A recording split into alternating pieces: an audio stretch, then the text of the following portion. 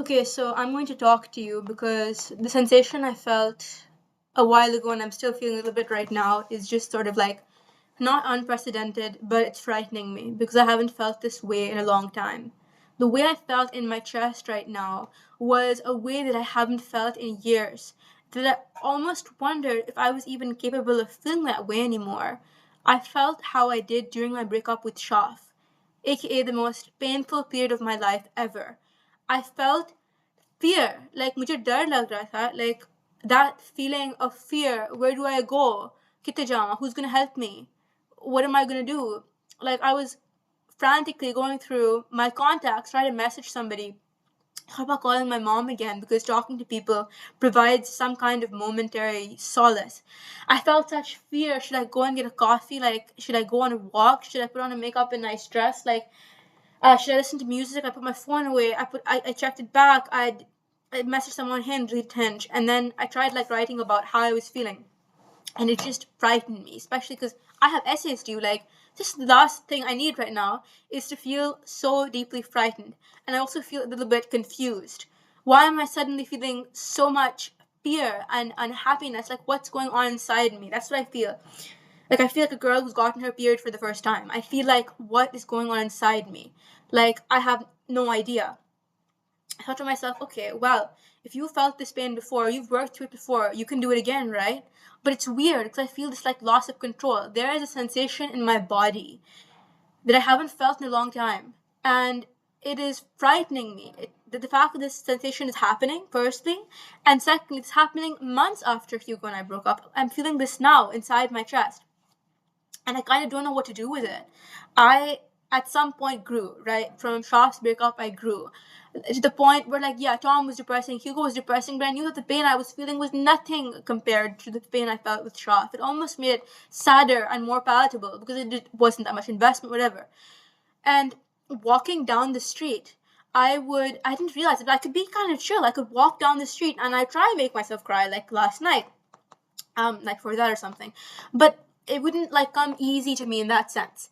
And here I am, and I'm wanting to like, like it's just such a weird sensation. Wait, let's calm down. What am I trying to say? What am I trying to say here? I'm trying to say that like I would be walking down the street, and I would be if I ran into him, I feel like fear, and then it just feels like the more time I spend away from him, it's weird because I feel worse about it. Like it's coming in these ebbs and flows, maybe you could say, but I feel worse. Like when I saw his silhouette at Tesco's, I immediately left the store and I felt frightened. When I talked to Dia, who knew him, I felt bad. Every time I've seen him with Dila or like in any situation like that, I felt like just frightened. I felt bad, and like, but not this kind of fright, not this kind of hurt that comes from knowing that like her like she follows his sister. Something about that just hurts so much, and it's hurting less like the more I'm talking about it. And when I sat down and like put my hand under my shirt and felt the wound and like tried to sing the music, that's what first helped me, right? Like when I first went through the breakup with Shaf, I did that and I felt a little bit better. I felt like a little bit lighter, and I feel a little bit better right now just talking to you. But it's frightening me. What's going on inside me? Like, should I eat meat? What's happening?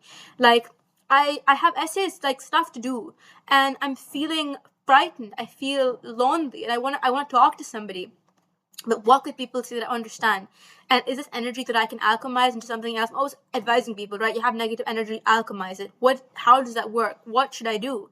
I mean, I'm writing and like, I'm feeling bad. I'm feeling a little less bad now that I'm talking to you, but like, do you know what I'm saying? It's just so unprecedented. And what's like sometimes I'll just have a flash of like I don't care about this guy. Like I was listening to Deja Vu by Olivia Rodrigo. I remember like walking up the ramp. But the thing I remember this. I remember like that it wasn't up here. I wasn't in love with him. But now I'm questioning, was I in love with him? Like I was up here in terms of like so I wasn't up here in terms of that like stuff because I would be underwhelmed. I'd be bored often. Like often I would kiss him so he'd stop talking because he was like boring me with his theology and his politics and his like bullshit sometimes. And now all I keep picturing is like her laughing at a joke that his sister made, and like the way that he probably calls her baby, like he called me a baby, and that he holds her hand in the car. And the thing is, I feel so isolated so much of the time.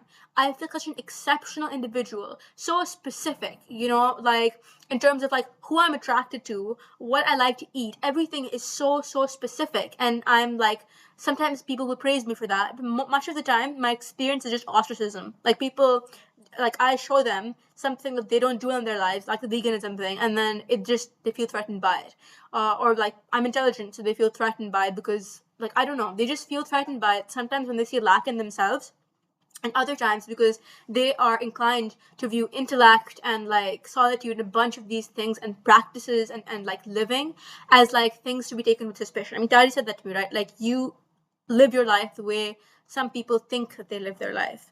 And the thing is, it just is like a little bit of a jolt. And I just kind of feel like I'm used to the ostracism, right? That's what I was saying. I'm used to ostracism.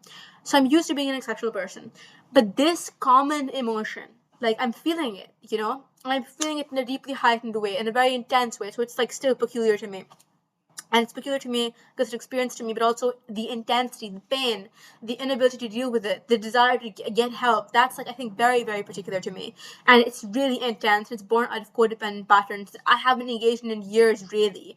Maybe casually. But I'm feeling that pain. I just kind of feel like, a little less now that I'm talking, but like I feel like I'm sure there are lots of girls out there who can relate to that feeling of like, I like this guy and now he's gone and it hurts.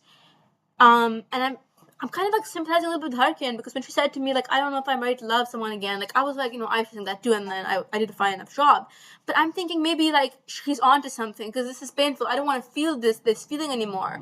And it's, like, lessening. So, but the fact that it's even possible at the age of 21 for me to feel this is kind of frightening me because last time I felt this way, I was 16 or 17, maybe 17, okay? That was 4 years ago, bro. 4 years ago. I didn't know my body could even produce the biles and liquids and sensations required to feel this anymore, Because when I was 17, the machinery I was operating with was fundamentally different. Before I get into that, I remember to describe, kidding. Before I get into that, let me just tell you something else, which is this, that like, maybe this is like a lesson because normally when I break up with someone, I don't date someone instantly. But that's something different with Hugo. Like, yeah, I took maybe a month or two of celibacy, but because I had used the word celibacy, it was so specific. I actually dated more people this year / last year, like this period of my life after Hugo, than I have in any period of my life ever. I'm talking Muhammad from like the conservative society, like getting a hotel with him. I'm talking Zabi for months casually, in a kind of chill way, but he slept in my bed, but I didn't care about him. And then I'm thinking about all these guys from Hinge, Dawid, who kind of like broke my heart a little bit. And like I was smoking on the street crying. Last night though, I didn't smoke on the street. And today I was talking to my sister, I didn't OCD. Like I just kind of was like chill. But that response of Avalon saying she's too busy to talk to me right now, and then Ramesh being busy, and then my mom being frustrated. It's all like familiar stuff I dealt with Shaf before. And let me talk about that. I talked to you, right, like, about machinery. The machinery that I have right now is different to the one I had at 17. That's what's concerning me especially. Because I'm not 17 anymore. So why am I feeling this tidal wave of emotion? One of my greatest achievements in life that I count on is the fact that I got over Shaf. That period of my life, the most painful period ever, I don't feel that shit in my chest anymore. Like, there's positive stuff, like, I learned to work out. I learned to dress myself. I learned to be confident. I learned to journal the way that I want. I learned about Joe and Diddy, and I learned so much from my experience in my life. But the main like claim to fame in my eyes from that time period in my life was the fact that feeling in my chest of pain I no longer feel. And months after the whole Shah thing, I did kind of encounter, I think maybe a year after Shah, I kind of encountered that feeling again. But with Hugo, I never felt that way. I never felt that bit in my chest. I felt pain and I felt sadness and stuff I'd never felt before, because particular to him and that relationship and all of it. No, and it was unprecedented. I'd never had a relationship like Hugo was before in a number of ways. Like sleepovers and like, long extended thing in Britain, were like sexual and intellectual. I met his friends, and like it's consistent, and there's discussion. You know what I'm saying? That was for unprecedented on its own. But the machinery, that's what we're talking about. So when I was 17, I couldn't enjoy my own company. Like now, you know what? Like there's so many things I can do, which when I was 5 I couldn't do. Right? Like I can sleep in my bed, and when I was like even 9 or 10, I couldn't sleep in my bed. It terrified me. But like sometimes at night, I'm going to sleep and I'm thinking, wow, I'm alone in a room and I'm going to bed. And at one point in my life, I couldn't do this. Like it doesn't even seem like, oh, it's easy. It's more like this is a fear I've overcome. And like I can do it now. And for some reason, the fear's gone, right? But there's other stuff that I did at 17, which I don't like. I thought I was so detached from. Like at 17, before I talk about 17, I think that this whole dating a bunch of people after Hugo, that was a huge problem. Because I've always thought that if you just broken up with someone, you shouldn't date someone else. You need to get over the first person. You need to really like allow yourself to heal and grieve that loss. And I felt this way especially after breaking up with Shaf, because even attraction to other boys, anything, even if it wasn't I didn't come close to realizing any romantic thing after Shaf, like for a long time. But even that crushing and stuff, like it was like this is not satisfactory. It's not what I need. This is not what I want. I'm not over Shaf. I'm not capable of this until I'm over Shaf. And I see the pitfalls of the fact that after Hugo, I didn't take the time to grieve that I needed. Maybe that's the lesson here. I'm feeling so much better talking to you right now. A lot better at least. And I didn't take the time to like grieve. I feel like really cool talking right now actually, because I'm like getting emotional stuff out. I never talk to myself. And I'm being heard. I just want to talk, and I'm getting to talk right now and express what I'm feeling, and you can hear me, and that's really lovely. But like, I kind of feel like after Hugo, I didn't take the time to like just take a break completely cold turkey until I felt I was ready. I put a time limit on it, right? Like this term, this month, this week, whatever. I put a time limit on, not this week, but like this period of my life, let's say. But I didn't. I put a time limit on it when I could have chosen instead to grieve that loss. And I think maybe that's why I'm feeling all of this stuff all at once, because the urge to check with the whole his sister stalking, all that, the fact that maybe I should have put a boundary in place. No, I'm not going to check what she's up to. I'm not going to go through her following this. I'm not going to look at what Amal's doing. I'm not going to stalk anybody. That is a boundary I should have put in place very firmly and adhered to, put it up on my wall, remembered it, and made sure I taught myself why is this an important boundary. That's the thing I should have done. Now what I've done is I will do that. I will write this down somewhere, because this feeling maybe it's a reminder of like why it's important to live life with these like that order in place. Because I felt that was so painful. I was sitting in bed like damn, like it's so painful to have your heart hurt. So this is the conclusion I've come to right now, at least. I'm definitely not ready to date. I'm not ready. And I was kind of thinking, oh, like, maybe I'll meet someone, like, I'm 21, maybe I'll meet someone. And, I'm in Britain during this time at 21, with this, like, let's have a new situation. Let's put her in a new situation where she, like, gets a chance to experiment. And let's see how it plays out. It's going to feel lovely. Let's just see. And if someone's the right person, they'll always reach you there. But here's the thing. You can't like reach for someone and form a connection until you're healed.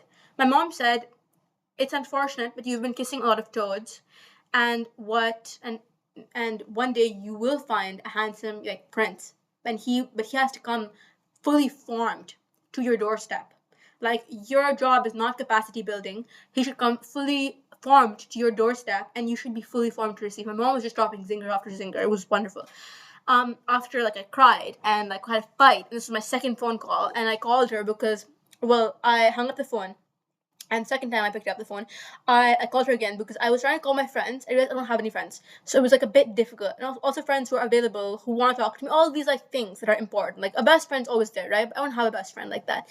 So it was a bit difficult. And I think I should try and be more honest about this shit, because I feel like, at one point I didn't have any friends. Now I have like friends.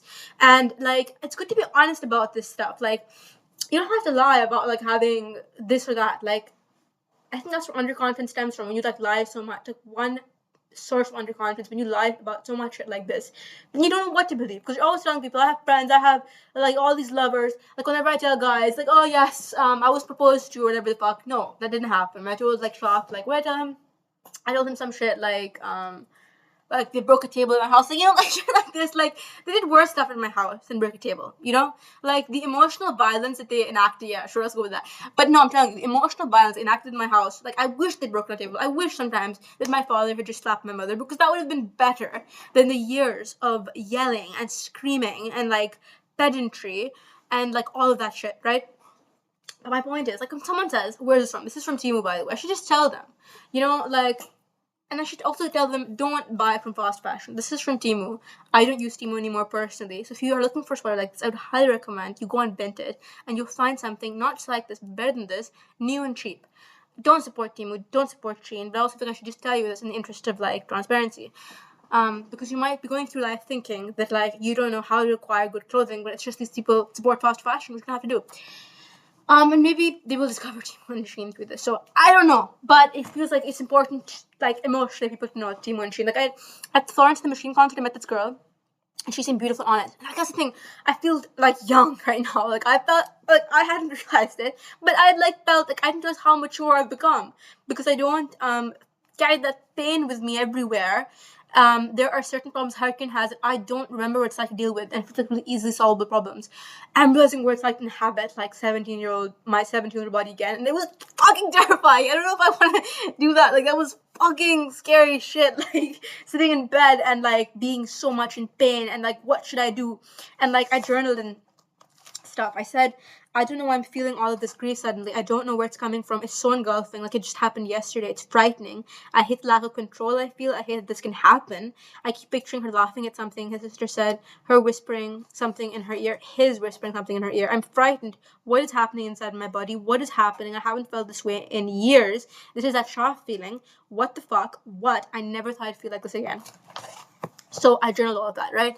And I don't know if I provided instant relief. Like it gave me more to sit down, hold my heart. Like the pain over here was right over here, feeling. And I'm gonna really tend to my wounds, because I'm thinking this is what happens when you don't take a break from dating, right? Another thing, by the way, is that like it's striking me also that I don't really care about Hugo. Like that thing about this pain, like. I didn't love him, which yeah, that's a separate thing. Attachment can still exist, not love, as I've learned in my life.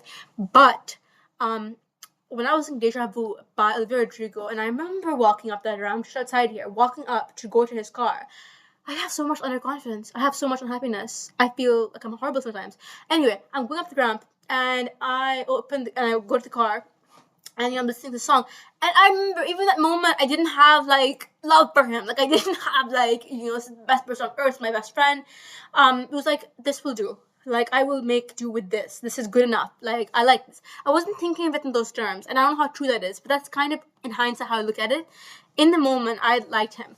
But I mean, I didn't like him. Like I liked parts of him. I liked bits and pieces. I think I liked him. I also disliked him. Simultaneously, these two things existed. Now, here's what I'm going to do. Is the thing, okay? Before I talk about my essays, which don't worry, baby, we're gonna get to the essays. I'll tell you, we're gonna do this, okay? We're gonna get to the essays. I'm just frightened, like in O levels, like the pain. Writing an essay, I was in physical pain writing. This is an opportunity. How do we deal with stuff in pain? We're gonna journal more, by the way. This isn't over. This is really helping me. And today we're gonna make some progress. We're going to deadlines. Anyway, before we talk about that, let's first talk about a message to my sponsor. Kidding. No, first let's talk about the fact that what are we gonna do moving forward? Like now that we felt that pain, this is like God or whatever, or the universe, or I have felt something in my body which tells me you are Nurudan, you are still, but it's not having a beginner's mind. You are still very much capable of feeling all this pain. So let me talk to you for a second. Let me be real with you.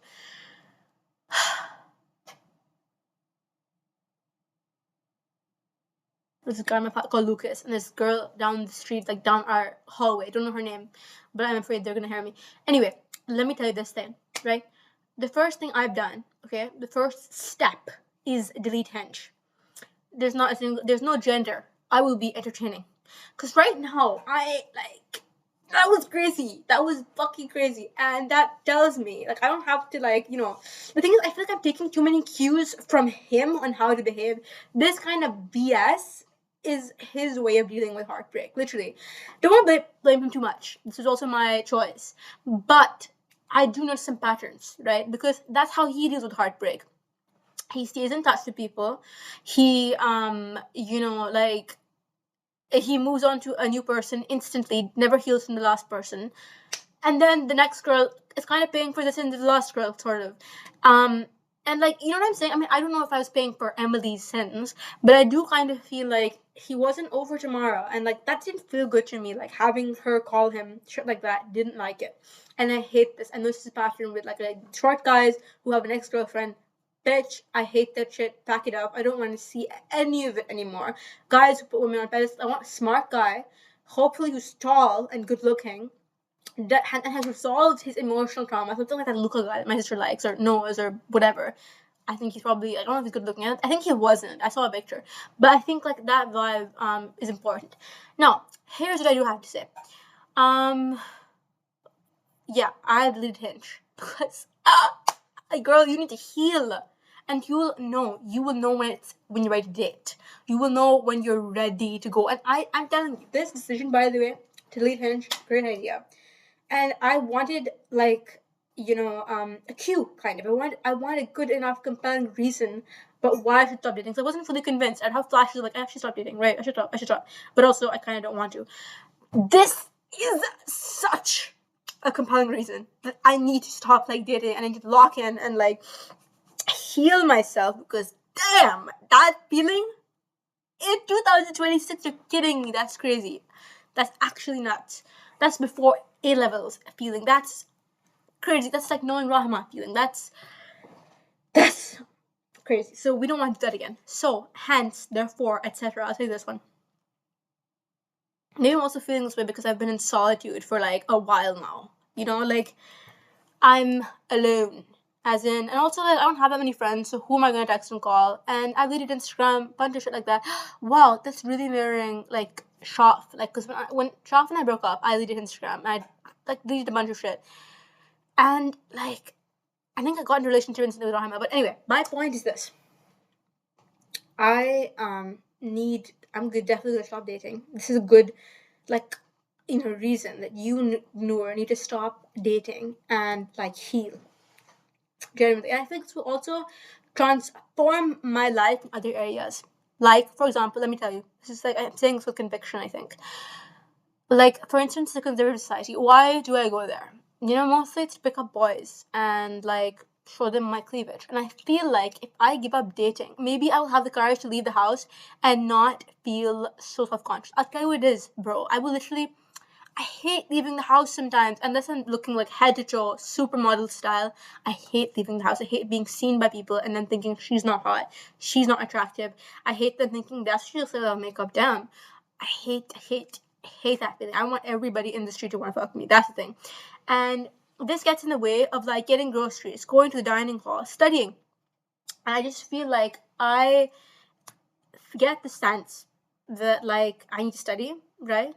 I don't do it enough, especially lately, and I feel like I spend too much time like just like getting dressed and stuff. Okay, I'll go to the next video now because my battery's low. But yeah, I have so much more to say to you.